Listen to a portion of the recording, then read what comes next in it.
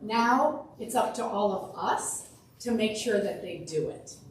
So the law made a commitment and created an expectation that our policymakers will act with intention over time, measure their progress, and cut child poverty in half.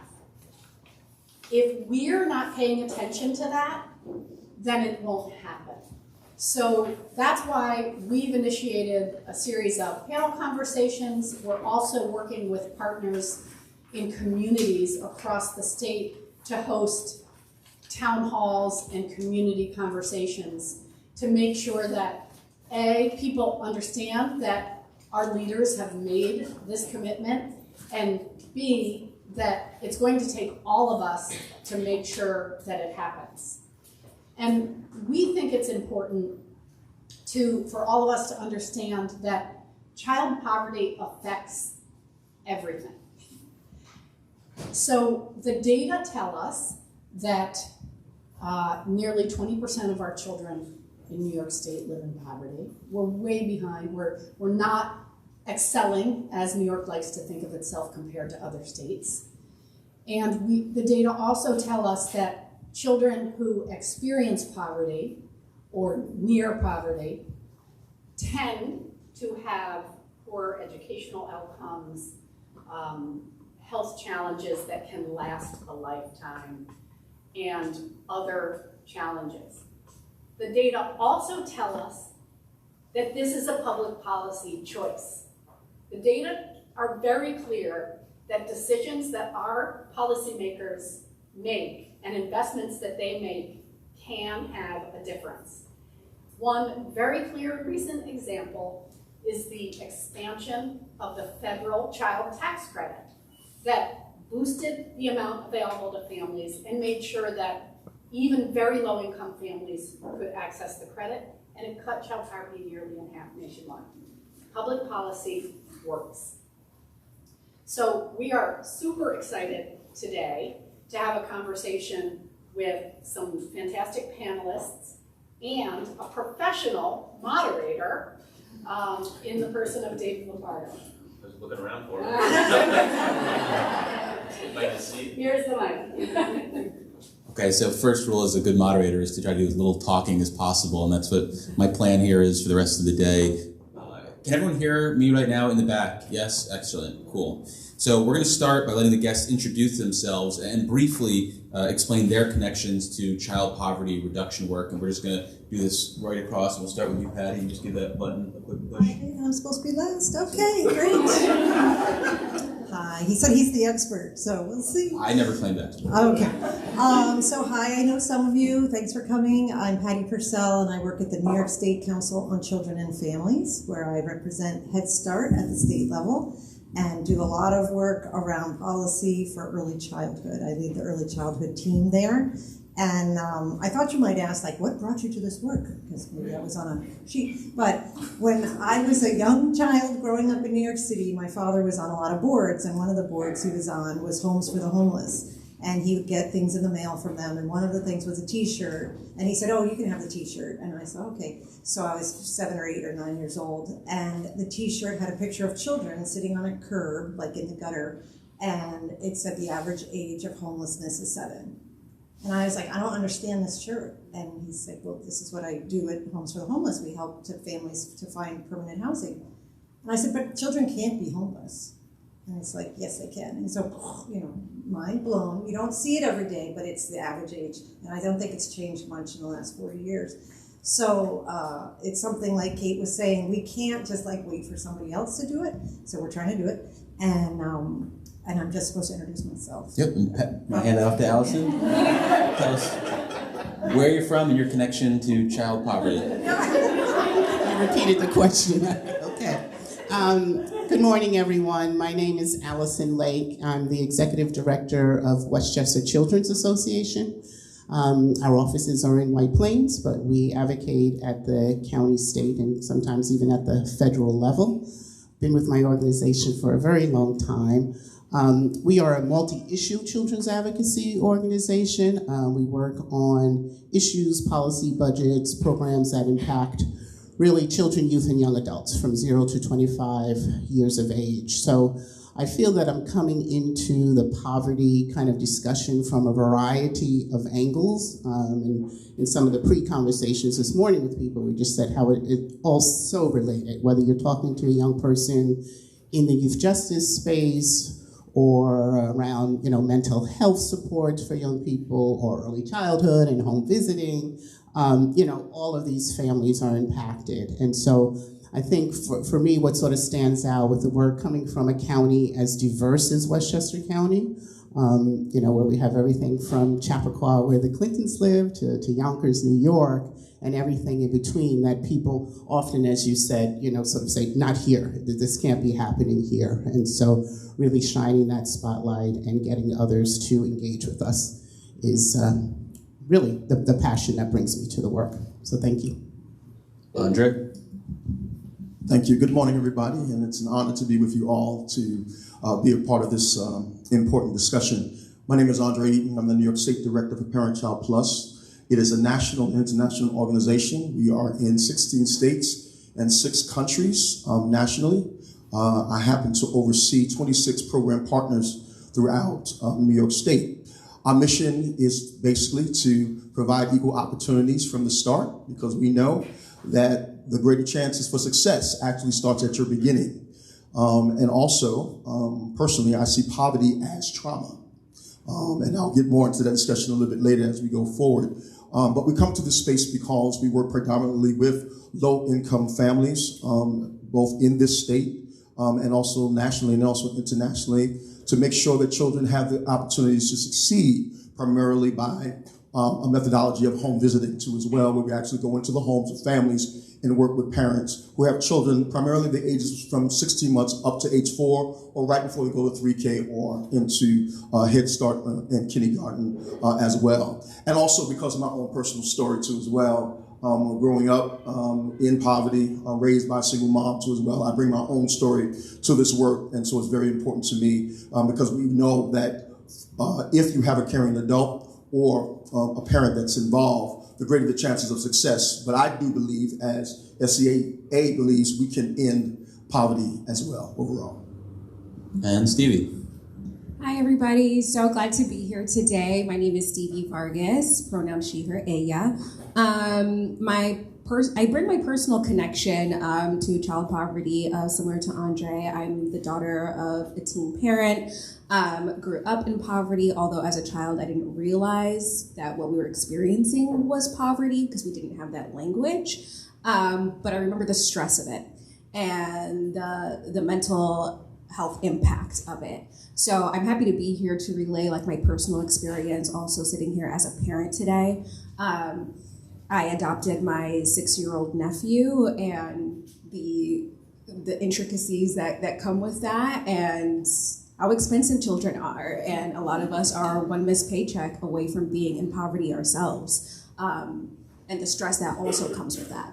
Well, Stevie, I'm going to keep it with you for a second, and I want to hammer home the message that you're delivering there, both as an advocate, but as well as your own experience. Can you talk about the choices that families need to make when living in poverty, what that reality actually looks like? Yeah, oftentimes it's picking between paying your rent or paying for food or paying for medicine if you have children that have additional needs. And a lot of children living in poverty have additional needs. Mental health supports, asthma, all the things that come with the health impact of living in poverty, because you have lack of access to food and adequate health care, adequate mental health supports. A lot of children living in poverty have those additional needs, but parents can't invest in those because we're trying to figure out how to pay rent. We're trying to figure out how to pay for food, how to pay for childcare, which is an additional cost in of itself, which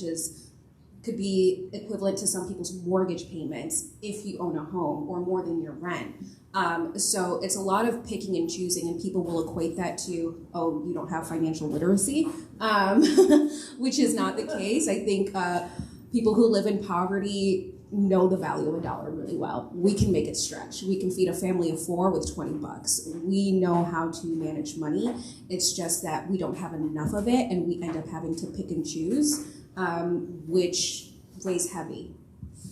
Now we're going to swing things across the aisle to Patty, and given your experience in early childhood work, I'm hoping you can talk about what poverty means for the early development of kids. What are some of the actual ramifications of kids living in poverty? Sure. So anyone who's worked with young children knows that the brain develops at a rapid pace in the early years. So birth to 5, before kindergarten entry, is about 85% of the child's brain development.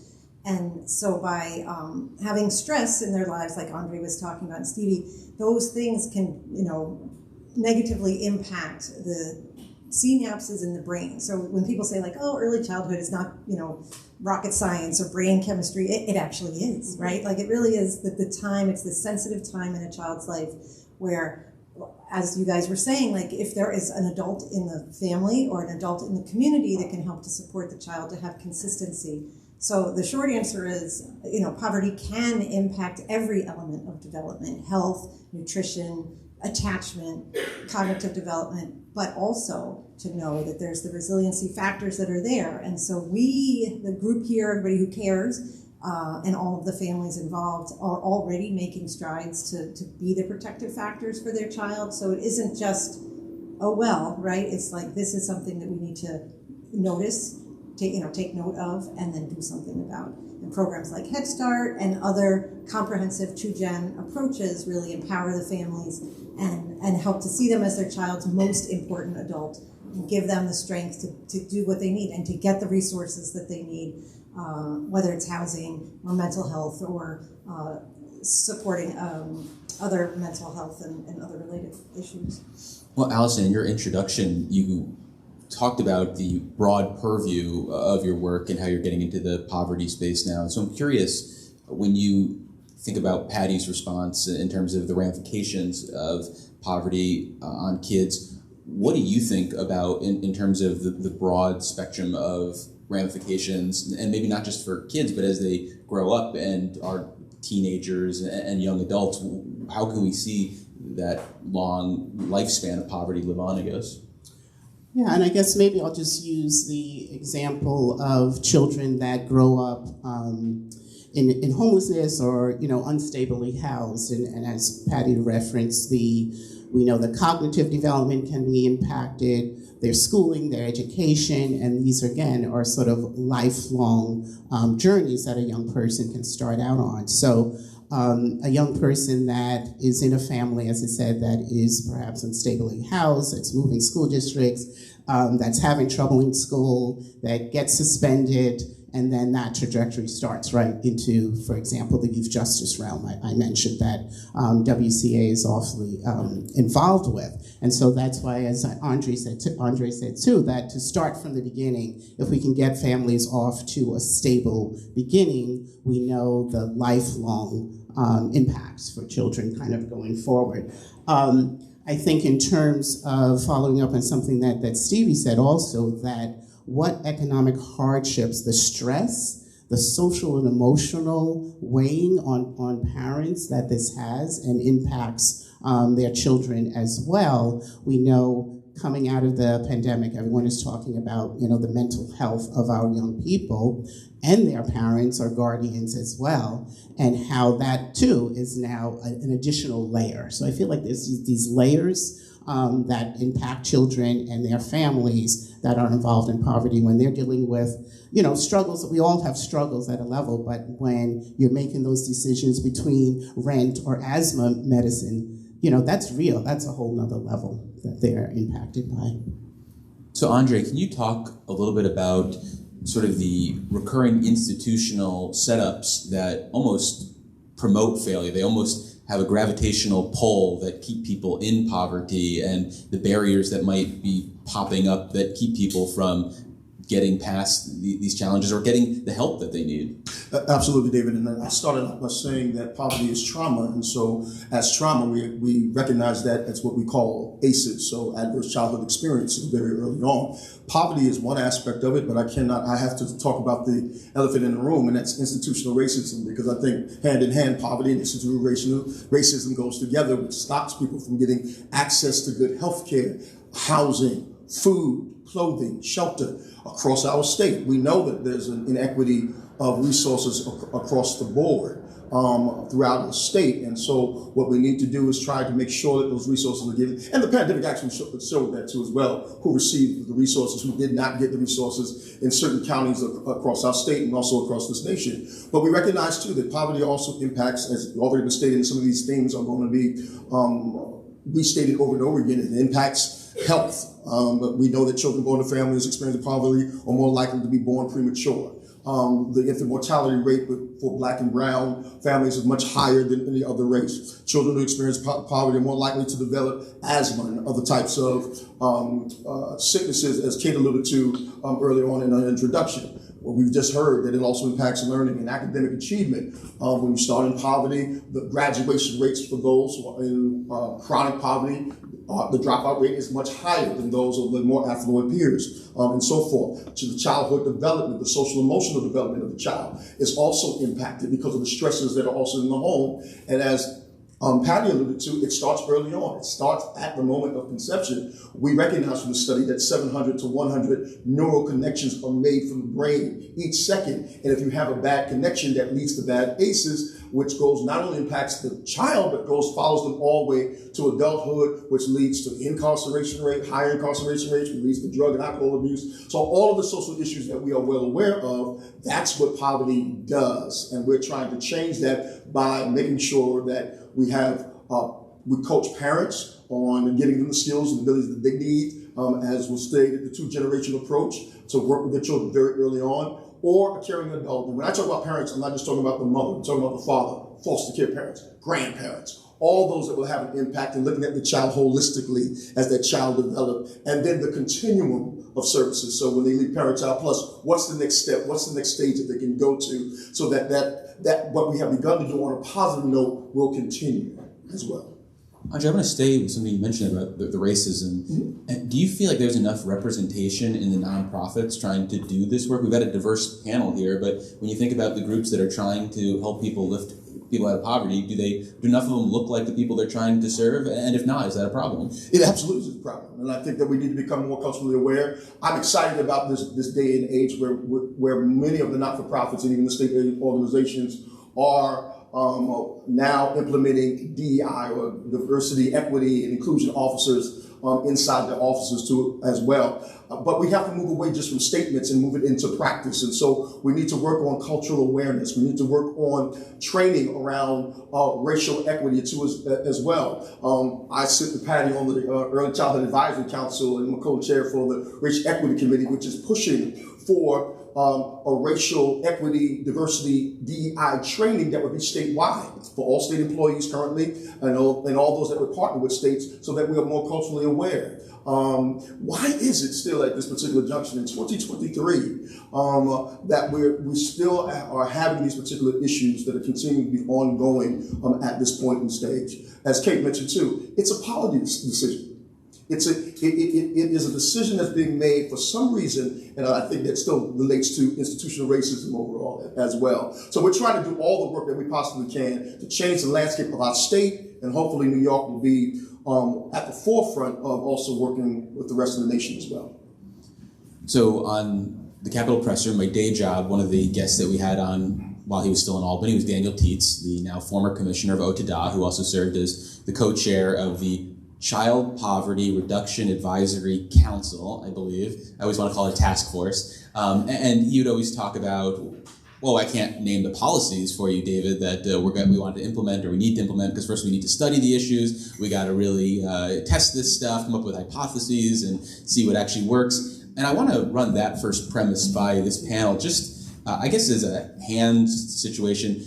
Can you guys raise your hands if you think we still need to collect data, or whether we actually know what the solutions are? So raise your hand if you think we need to collect data and we still haven't figured out the problems yet and the solutions. Okay, so he might have been volunteered. That's tough. So then I want to start with something that seems almost like a silver bullet from my perspective. And again, this is someone who does not live these issues, has not grown up in poverty, doesn't live in poverty now. But it seems like direct cash assistance is probably the simplest and easiest way to get people from poverty to not poverty, depending on how much money they're getting. Does anyone here have any strong feelings about direct cash assistance as being a silver bullet? Or maybe they think it's not that great of a solution, and that it's not the panacea that I'm making it out to be. Anyone feel this way or anything? Allison, you move first. Great work. Yeah, I'll start because, again, talking to someone just over coffee, we had this live laboratory of COVID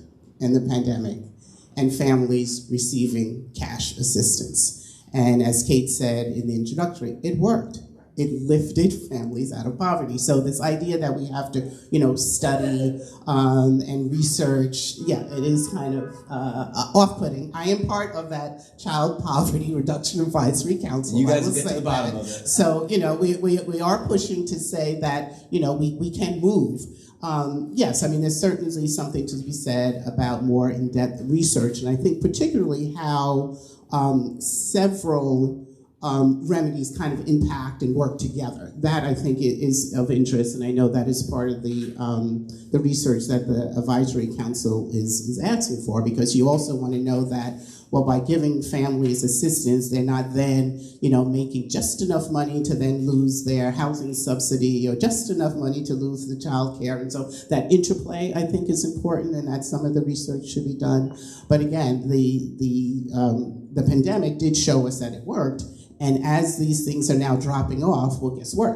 More families are falling back into poverty. So I think it's for all of us to really push our elected officials to say, no, we know this works. We have, as I said, this live laboratory that was the pandemic. And so even as we may be waiting to get more in depth, we can start. The one success that the advisory had was giving the child tax credit to families that had the youngest children, which never made sense to anyone when you would say, well, there's this child tax credit, but for families with children under 4, you're not eligible. When the data clearly shows that families with young children are poorer. I mean, it just makes sense. They're younger, they're starting out in their careers, they have childcare to pay for, everything else. So that's a start.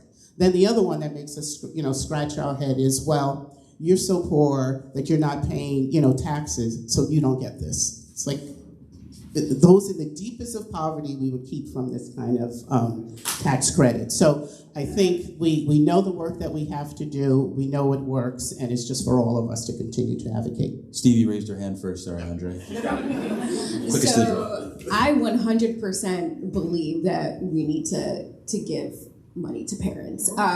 So as I mentioned, I'm probably radical. I'm like, pay people for being parents. It's a job. It is literally a full-time job on top of a job that you actually work, like if you work 9 to 5. But for me, as I mentioned, I adopted my nephew. I've had him since he was 5 months old. And I officially adopted him when he was 4. But I was only able to take him because I was getting assistance from DSS, because I became a certified foster parent, a relative resource, so that he could stay in the family and be connected with his heritage. I get paid monthly stipends. If I did not have that, I would not be able to care for my nephew as my own child. I just wouldn't be able to afford it. They paid for his child care. They gave me a monthly stipend on top of fully paying for the child care. I got Medicaid for him. The only thing that changed when I officially adopted him is that they stopped paying for childcare, which was, oh my God. They were like, that'll be $1,300 a month. And I'm like, but my rent is $1,400. Like, I can't do that. So my biggest support were relatives who weren't working. So that was my father, who unexpectedly passed away earlier this month.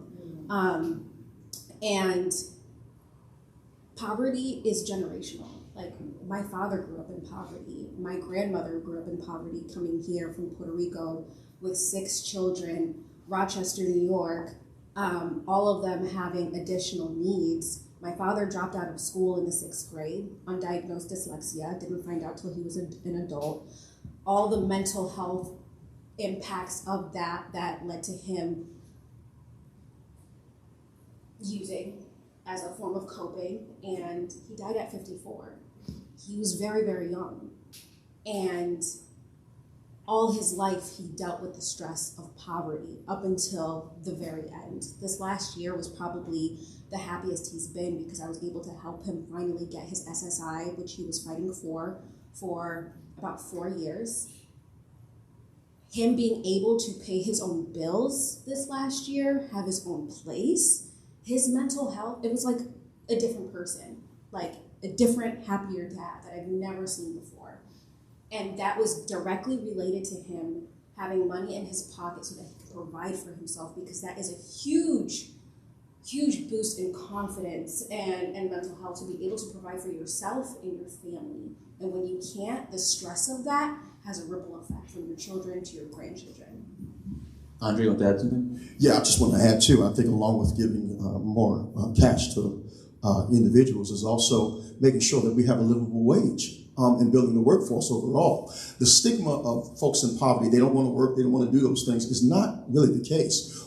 There is, I believe, from the federal tax credit, child tax credit that was given out, that even though families were getting additional monies, they still wanted to work. When my mom was on welfare and raising 4 children, we were on welfare, but back then, I'm talking about early 70s now, they had an incentive where she was able to go to CUNY and became a registered nurse. Had it not been the fact that there was an opportunity, an open door of access to go to City University of New York, my life and my trajectory right now probably wouldn't be sitting before you right now. As well as there were other caring adults with that. So along with cash, we also want to build the workforce of folks so that they can have livable wages, and we need to break down those barriers and boundaries that keep individuals out of the workforce. Again, I'm going to allude to both poverty and institutional racism. There is a reason why folks want to keep people in poverty. There is a reason why it seems like one group of folks want to be ahead of another, and I cannot get away from that. So Patty, let's talk about things that the state is doing and they are doing, is it doing? Who knows? Let's talk about things that is happening in New York right now and that you think is beneficial, but I'm also curious if there's anything that you think the state is doing, but it should do maybe less of. So you can take that in either order you want, things that are working and things that maybe the state needs to stop in order to address child poverty. Sure, yeah, just like that. Well, they're doing a lot of things. We'll study it first, Yeah. obviously. Yeah. We're going to jump right in. We're going to form a task force. How many more task forces can we have? No. I'm on a lot There's of that. agencies and staff in here. We don't give any ideas. So, of course, there's lots of good steps in the right direction. I know when I first started in 2010, I said, why can't we have paid family leave in New York? Other states have it, other countries have it. What's wrong with us? I said to myself as I got the job, and now we do. I mean, it's a step, right? It's a step in the right direction. I think the tax credit for young children, of course, and letting families decide what they want to do with the money. It shouldn't come with any strings attached. If people say, oh, they're going to buy drugs, or oh, they're going to do this. It's like, you know what? 1 out of every whatever number of people will do that. Rich, poor, doesn't matter. So why are, our society isn't to police people like that. It's to help families, right? I mean, that's the society I want to live in. So I think we need more of that, and I think it needs to follow the children. It shouldn't just end when they age out or when whatever they do, like it needs to keep going. I think now one of the tax credits goes till age 18. Great, but that's when they start college. So really, I don't know, 26 seems a lot more realistic in my personal opinion. I think we're really working with the early childhood and the schools in New York to bridge that connection, because we know that that's a really strong touch point for families. And if there's a strong, we call it like a warm handoff from their early care and education setting, whether it be home or a program or home visiting program, then into school, into kindergarten or pre-K, if there is a connection with the family, and they have a positive time with that, they're 100% more likely to be involved in their child's education all the way through graduation, and they're more likely to graduate. So it is this tiny thing that costs almost no money, not no money, but it takes people's time and energy and commitment, and so I do feel like that kindergarten transition window is important. It's happening, but we can continue to support it more fully in New York. So you mentioned the warm handoff, and just while we were in here this morning, I was talking with someone about sort of the gaps in coverage in certain situations and how people can sort of fall through the cracks, so to speak. So Allison, I'm curious, when you think about engaging in services, does the government at all levels, and when you think about your experience in Westchester County, do enough to ensure that people are taking advantage of the services that are out there? Does there need to be more outreach? Do we need more nonprofits serving as go-betweens? And how do we think about the utilization of what is out there already? No, thanks for that question, because as Patty was talking, one of the things that I think we can improve, and that doesn't necessarily cost more money, is this idea of sort of a one-stop shopping, right?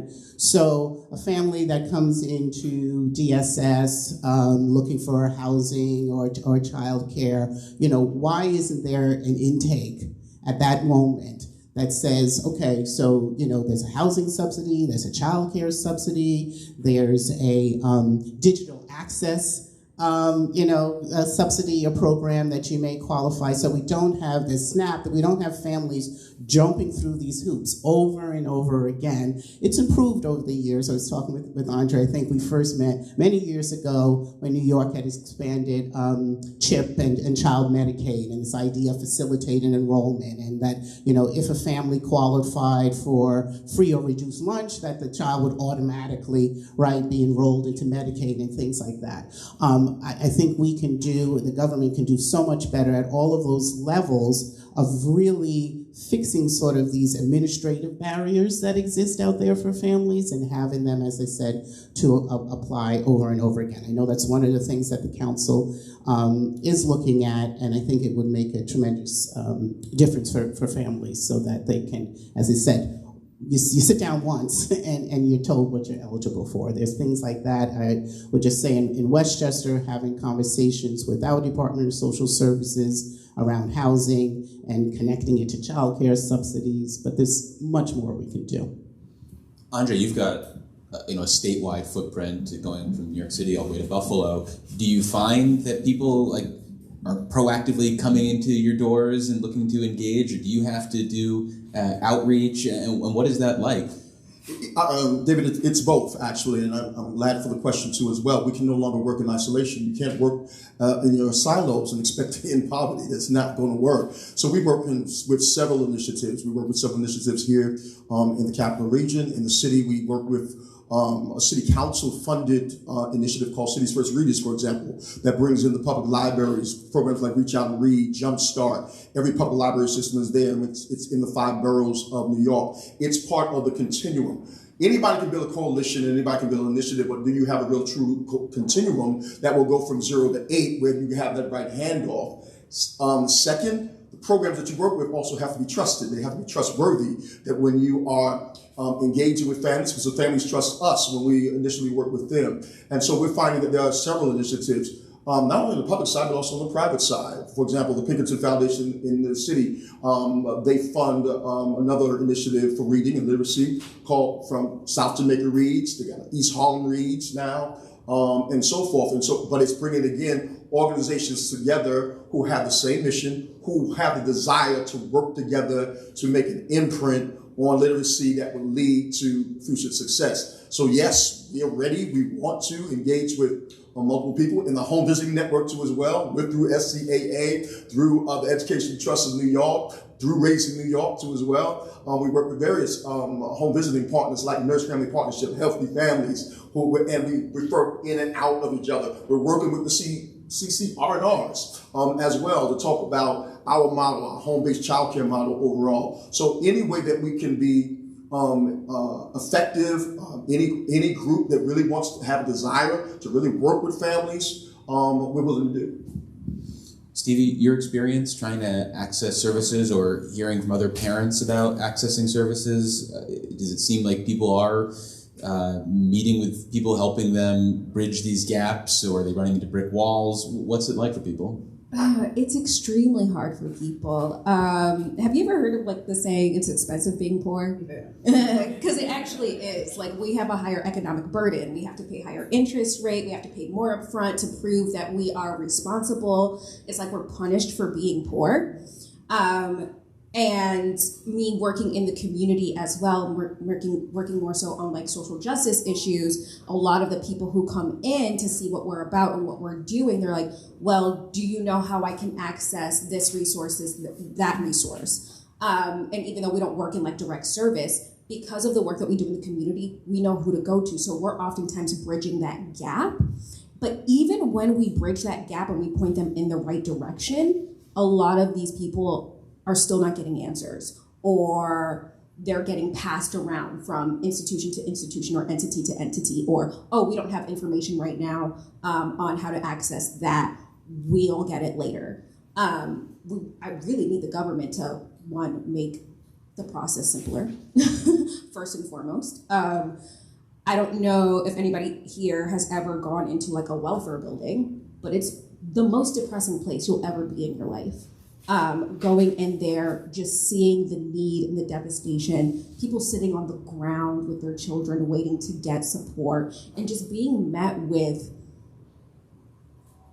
disgust, honestly. I remember every time it was time for my mom to go and recertify, you felt it in the air. I'm like, oh crap, today's recertification day. I'm stressed, like try not to be, like just be calm, don't add to her stress. So, and it's still the same today. That was me when I was a kid. I'm still seeing it today as a result of the work that I do in the community, but it seems worse.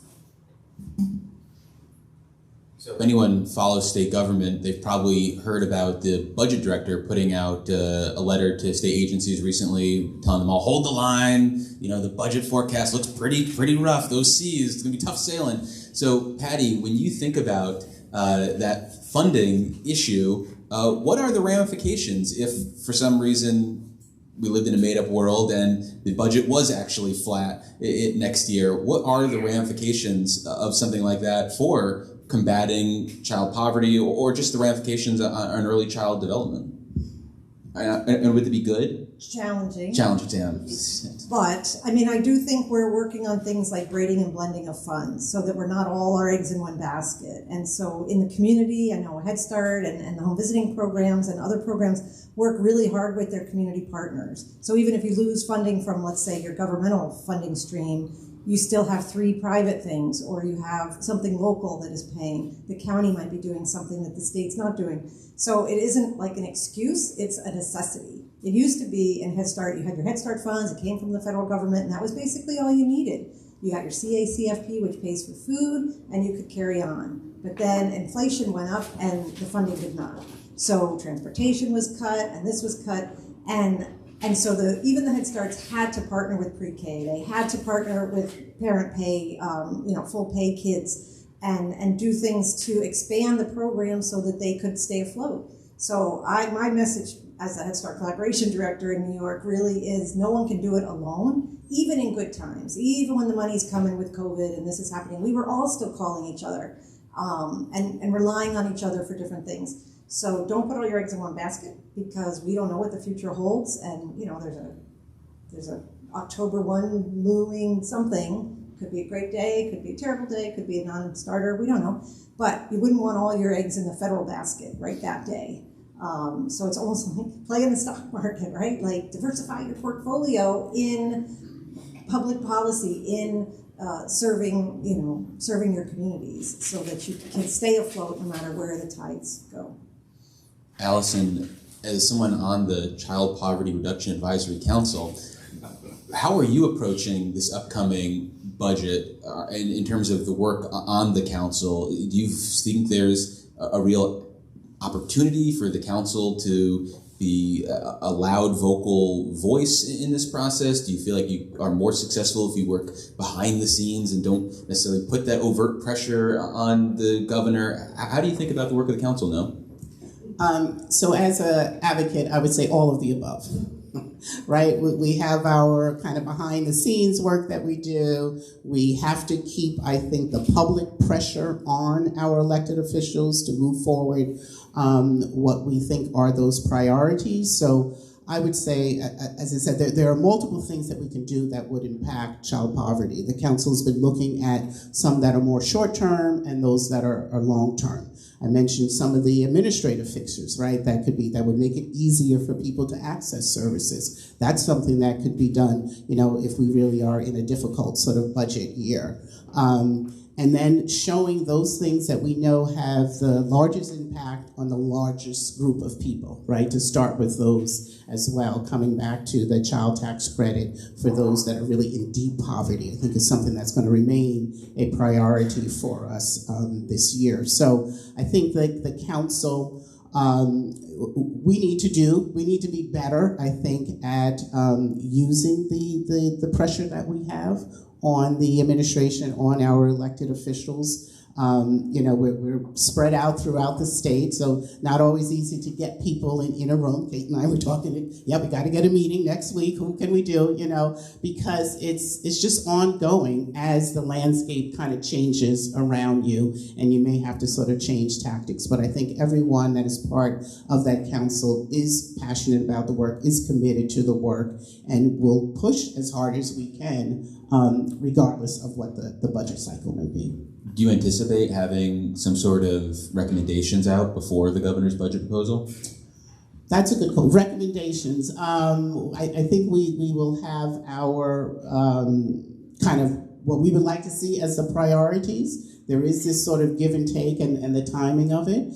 But those of us on the council, yes, we have our priorities that we want to share sort of ASAP so that it can be part of the governor's planning. And then we have to sort of react to what comes of that. Well, and this is my last grouping of you on this topic. In terms of reaction, we saw last year there was this internal drama that spilled out in terms of responding to the governor's budget and what was meaningful about it and what was not so meaningful.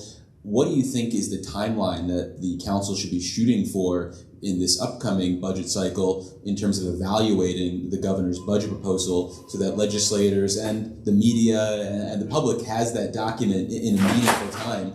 Dorothy. To be able to assess what's going on. Is it March 31st or is it a little bit before that? No, it's definitely, well before that. I think as soon as possible, but you're right. Last year, as I said, there is this give and take that happened, and we did push back because, the governor sort of released her budget and said, oh, these are all the things we're doing for, child poverty, and the council was like, well, not so much. I mean, this is not a direct sort of correlation to what's going to decrease child poverty. And we came up with our own documents and sort of spreadsheet, as I said, looking short term and long term. And so I'm seeing that happening again this year because I feel we're getting a little closer in understanding what's really needed to change child poverty, but they still, they are politicians, so they will, try to throw whatever they can kind of against the wall and see what sticks. But it's our job to say, that's not really the impact that we're looking. If we're serious about decreasing child poverty in a decade, these are the big buckets that need to happen. So, and we'll do that sooner than later. And when we talk about child poverty and the lack of action, so to speak, at the state level, the governor often gets pilloried, whether it's Hochul or Cuomo, but these people are not acting in a vacuum. The legislators come to all your press conferences, they speak a good game, but behind closed doors, when they're actually negotiating, we see what comes out of this. So Andre, I'm curious what you think as someone who, again, has a footprint around the state, feels is the best way to engage with legislators and just what your experience has been like in terms of what you've seen, what people say, and what actually gets produced every year. Well, every year, no one wants to deny children, particularly when you're working with legislators across the board too as well.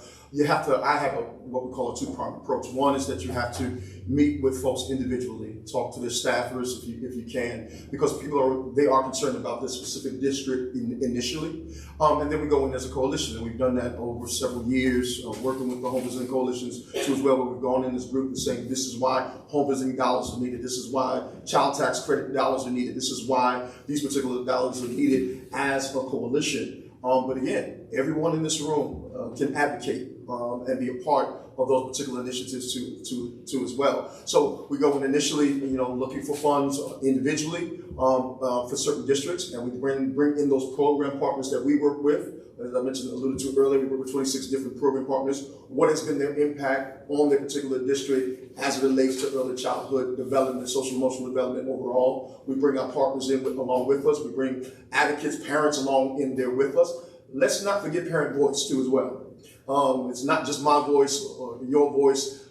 We are working with parents. We're working with the children. Let's bring them along with us in the process. Let's not leave them out. That's who we're advocating for. And so their voices also need to be heard. community needs to have their voice heard, or what they need in that community, so the legislator understands that that's what they were sent up to Albany to do. Yeah, you mentioned the parent voice, and again, to mention Dee Dee, she'll often say, "Can I bring a parent on or someone?" And I'll say, "No, God, parents are terrible talkers. There's this and that." And now, though, I've seen Stevie, and I've heard her be like articulate, engaging, like informative, emotional. It's great. You know, we'll talk about get you on the Capitol Pressroom ASAP. But from your perspective, Stevie, how do we create a whole statewide army of parents who, one, have the time to do this, to maybe make it to Albany, to maybe make it to district office, but also, two, so that they are a compelling, engaging speaker who I want to have on the Capitol Pressroom? I mean, how do you get people coached up with that? So we actually do that. We work to bring parents in, and we work on parent leadership development by making sure, because oftentimes a lot of parents are scared and they're like, what? Like, I can't meet with my senator. What are you talking about? Like, look at how I'm dressed. They think that they're meeting the president. I'm like, these people, like, no. Like, I'm like, you have every right to walk in that room. I'm like, I tell my parent leaders, I'm like, you have a PhD in your own lived experience. Nobody can tell you what you need better than you can. And you don't have to conform to how a senator speaks to articulate what you need and how the lack of resources is impacting you every day. So before we do like lobby visits or anything like that, we'll work with our parents to inform them of like the different policies. We'll do a little training. I'm like, this is how legislators oftentimes try to trip you up. They're like, well, like that's not really me, or I already signed on, but it's other people that aren't being vocal. And I'm like, no. Like, you put them in office, they work for you, and we are on them. Like, I actually don't know if this is an offensive term, so I won't say it, but we are on them. In district and out of district. We get them on the bus to Albany. We show them the ropes, what it's like, because oftentimes a lot of parents don't even know how New York State government works. Mm-hmm. So when we inform them on how these systems work and how they can engage in it, they become empowered to take action. And once they're like, oh snap, this is how it works, they want to do it over and over and over again. So we continue to build parent leaders, but we make sure that it's parents themselves who are training the parent leaders who are coming in. But we also encounter that problem of, I can't engage in this, like I have to pay my bill tomorrow, like this is the most urgent thing. So that two-pronged approach of making sure we're connecting them to the resources to remove a barrier so that we can help build their leadership development. And given that, again, poverty is a generational problem, we have to backtrack a little bit. We have to teach them things that they probably didn't learn in school. That's why we teach them how the New York Legislature works and all those things. So it's probably long-winded. So I apologize. No, it was perfect. But it's all the things. Perfect for the Capitol Pressroom. Yeah, Allison. And I think that's great, the work of educating parents and guardians and helping them to feel empowered enough to do their own advocacy. I also just want to caution a little bit, because I do feel as advocates, we're often asked, do you have a family that will talk to me when we're in the youth justice? Do you have a young person that will talk to me? And so, you talked about trauma and having people sort of, retell their stories to pull at heartstrings. Funders are another group, media are another group. I get it, but I also just want us to be cautious that we don't have to have somebody up there sort of, bearing their soul to, again, say, we need to decrease child poverty and we know how to do it. And so I just offer that sort of caution to the media, because that's often what we get, that request. They're the worst. No, we get that request, and I understand where it's coming from, and Steve, I'm sure with the parents that you work with, there is that, sort of pushback, and I think we just all have to be really sensitive to it. It's a fine line of empowering someone to do their advocacy and using someone. Yeah. We often say scars, not wounds. With our parents, like the purpose is not to like bare your soul and what we call, is this being filmed? Yes. Okay. Or you can believe me, like trauma porn. Like we don't like doing that. Share what you're comfortable sharing, because I can't speak for yourself or share your story. and it would be inappropriate for me to speak on your behalf. So we work with them, but we also, because again, this work and retelling your story can be extremely traumatic, and it can reopen wounds. So we say scars, not wounds. And just making sure that people are comfortable sharing what they want to share and speaking for themselves, because so often we have politicians speaking on behalf of the people when they haven't even met with people. I'm like, when's the last time you met with your constituents? Sit down. Do you want to name who that is? Remember, we are being filmed. So, Patty, we'll come back to you. I started one round of questioning by having you talk about what the state is doing and what the state could be doing. Again, with the idea that you're in a room right now with some state agency people, some legislative representatives, their staffers at least. What would be your call to them on maybe the low-hanging fruit, if there is any, to act on, either because it's low-hanging because it doesn't cost anything, or because it doesn't cost a lot, or because it's relatively easy to implement? Is there something that you just want to get out there and grab right now? Oh, so many things. I mean, I think some of it is the messaging around, like, ask the people what's working, instead of some sort of grand scheme up somewhere. Like a council, a poverty council? No. Oh, okay. No, but we have that, which is great. Right. But, so if they're looking to cut the budget, really finding out what is working, what is, because sometimes some things that cost a lot less are working, and so there's no cuts necessary, right? Like, we can keep this going. Other things require a lot of money, and so it isn't just this or that. There's, I don't know if I can explain it, but that it isn't all or nothing. That there's a chance to combine, and like Andre was saying, like, in the community, you can partner with the library to do these pieces, and so we cannot do it alone, and neither should the state agencies. The state agencies should talk to each other. They shouldn't operate in silos and make their decisions sort of unilaterally. It should be something that is more of the collective. So, Allison, no, it doesn't sound weird. The collective was beautiful.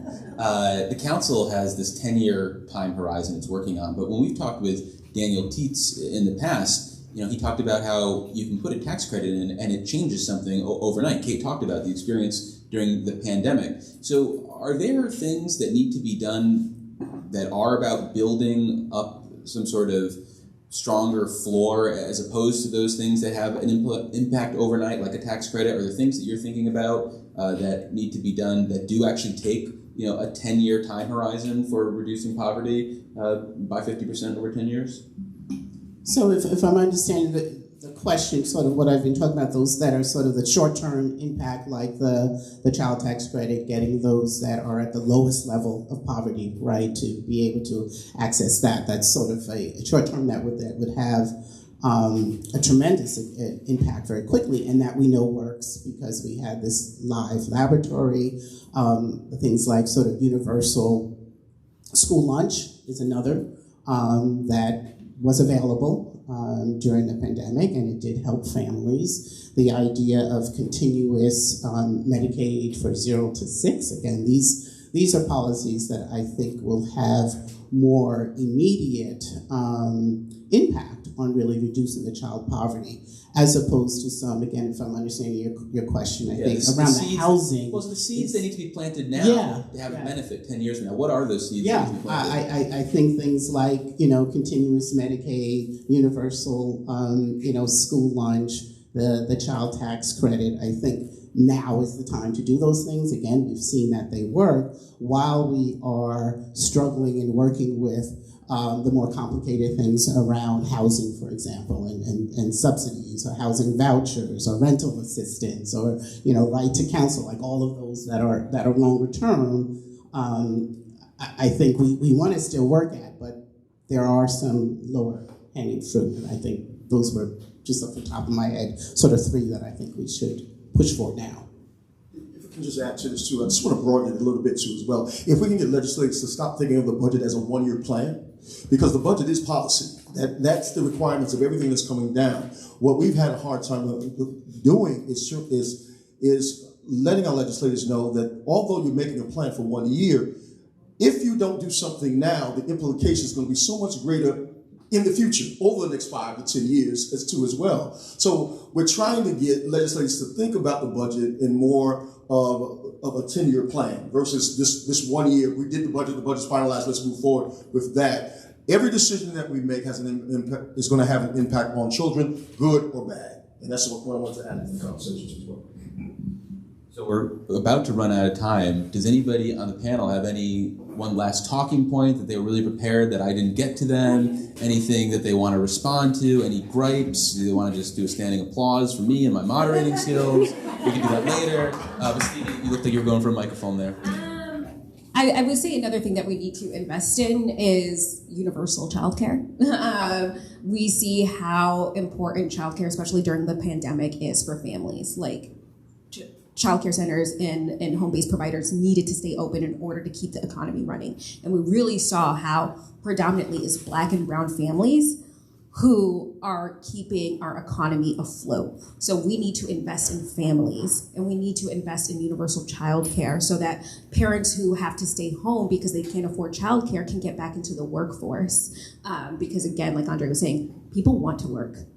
We want to work. We like have money in our pockets. We like providing for our family. We like investing, and we need to make sure that we are able to be a part of the workforce and be a part of the economy. And as far as the government goes, like as a parent, like I was deeply disappointed in Governor Hochul and the legislature for not going far enough in investments for family. Well, you mentioned universal childcare. What about a system, hear me out, a pilot program where we split costs up a third, and that's how we do childcare. I mean, that sounds pretty great, right? That sounds amazing. I would just say add it to home-based childcare, because we know that families that are low income cannot afford the licensed childcare centers too as well. Most particularly, it's culturally appropriate. We can reach more families that way. That's why ParentChild Plus has a model called the family child care model too as well. It's family, it's neighbor, and it's friend. So how can we build up that particular workforce, make sure that they have a livable wage, and invest in that, and make sure that they have the tools necessary that are age appropriate inside those home-based child care centers all across the state. Allison, I'm just going to echo the workforce, because we know we need to increase childcare, we need to increase Head Start, but guess what? There aren't enough people to take those jobs, because those jobs keep you in poverty at this point. Just coming off of a meeting at our county where literally the bonuses and things that they wanted to give to childcare, Head Start workers, bumps people out of their housing subsidy. So we are keeping a whole, and talk about institutionalization, a whole group of people just at this poverty level. And so any kind of talk about expanding the childcare access also has to talk about the wages of those who provide childcare. Patty, you want 30 seconds for anything? I just want to say that the little temporary bonuses will not push them over. There's a letter from the state that'll say they don't lose their benefits. So we just that. So yeah, there's more to be done. We all care about children. So look at all of us, and this is, across the state, there are groups like this that get together, and we can't give up. So feel empowered, feel like you can make a difference, because you can. Can we get a round of applause for Patty, Allison, Andre, and Stevie?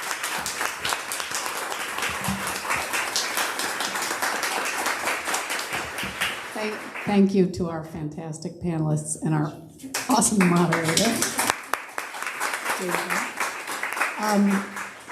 Just briefly, I love that we sort of went long term and then short term. And what I was thinking about was, I hope that a year from now we can be in this room and the governor and her team will have issued a call letter to agencies that says to all the agency heads, tell me what's your plan, how this budget can address child poverty. What is your plan? Tell me how this budget can address institutional racism. So that's what I think we should be working for over the next year. Thanks.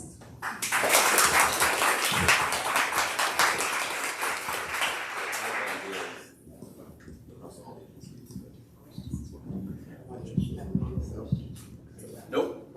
Okay. Yeah, it was done at 11.